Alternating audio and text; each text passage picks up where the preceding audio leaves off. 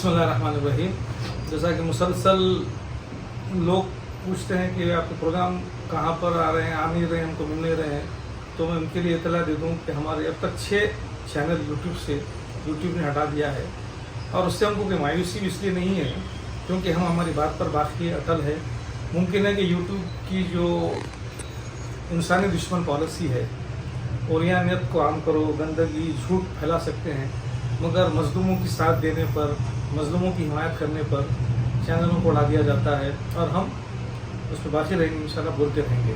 अब जैसे दूसरे प्लेटफॉर्म में व्हाट्सएप है, फेसबुक है, इंस्टा है, वहाँ पर हमारी बातें आप तक पहुँच सकेगी। लोग मुहर्रम के हवाले से सवाल कर रहे थे, तो मैं ये कहूँगा कि देखिए, अभी से लोग हाथी के लोग लेकर परेशान हैं। हाथी का क्या हुआ, इसमें MBT की जानिब से नुमाइंदगी हुई शब्बीर अली साहब से और वज़ीर अखिलती बहबूद मोहम्मद अज़हरुद्दीन साहब से। मोहम्मद अज़हरुद्दीन साहब के बारे में ये बता दूँ कि ये पहला तेलंगाना का माइनॉरिटी मिनिस्टर है।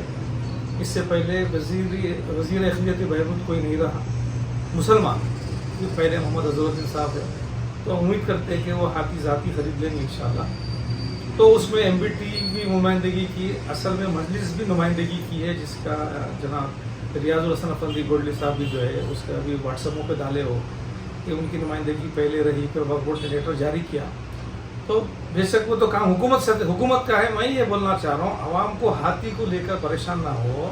हाथी से पहले बैल, बकरे, ऊँट का तस्वुर करना चाहिए, क्योंकि ज़िलहिज्जा में जो बड़ी ईद है, ईद उल अज़हा है, उसमें अल्लाह की क़ुर्बत के लिए हम कुर्बानी देते हैं।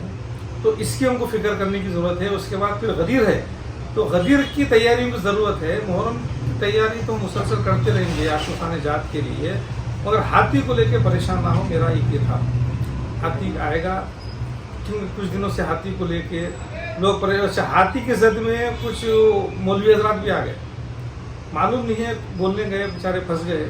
तो फिर वो हाथी के इशू को लेके वो मौलवी को एक जाकिर ने उनको काफिर करार दिया, फिर हंगामा मचा। तो फिर बात मगर वो जाकिर बाकी है और एक तबका वो जाकिर को उठा भी रहा है, और जो एक मजमे के सरपरस्त है उनको काफिर भी बोल दिए।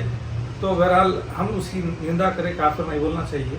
इंसान जो है झूठ बोल सकता है, गुनाह कर सकता है, मक्कारी कर सकता है, मगर काफिर का जुमला मुनासिब नहीं रहता। नंबर 2, और ये था अलावे सरतख मुबारक को लेकर जो अंदर काम हो रहा है, काम होने की ज़रूरत है। रही बात वहाँ पे कुरान की आयत थी, उस पर बात हुई, तो मैं ये बताऊँगा, वो आयत थी तो मिल्सी साहब आयत को दोबारा वहाँ लगा देंगे, बात ख़त्म हो गई। मगर असल मुद्दा है उसकी तामीर की, उसकी तरक्की की। आप देखिए, 2 चीज़ें कुतुबशाही आपके शहर में अलावे सरतख है, उसके मुकाबले में दारुशफ़ा की मस्जिद है, दारुशफ़ा जामा मस्जिद। आप दोनों का तकाबुल कर ले, वो किस तरह से चमक रही है, धमक रही है। और अलावे सरतख की कस्मा कुर्सी, खस्ता हाली का ज़िम्मेदार कौन है? वहाँ पे मुख्तलिफ 2-3 तंजीमें लड़ रहे हैं कि हम इसके ज़िम्मेदार हैं। मजमे अंजुमन मोइनुल इखवान, एक के सदर मुस्तफ़ा मुस्वी साहब है, जो मौजूद मरकज़ के सदर है, वो अलाए के सदर है कमेटी के, और एक के अली हुसैन साहब है जो हैदराबाद में है नहीं, और एक पक्ष के मौलाना अबू तालिब साहब। तो ये 3 में अलावे सरदफ बटा हुआ है, मगर मलगियों का जो किराया है या जो भी है, वो मुस्तफ़ा मुस्वी साहब की मोइनुल इखवान उसको कलेक्ट कर रही है। तो कोशिश ये होनी चाहिए कि इसका तहफ़्फ़ुज़ करें अलावे का। दारुशफ़ा को देख लें आप, लोगों की आँख देखिए। मेरा जो काम है, मेरी सहाफ़ती जो उसूल है, अल्लाह ने मुझे पहचान दी अखबार के हवाले से, लोग जानते हैं।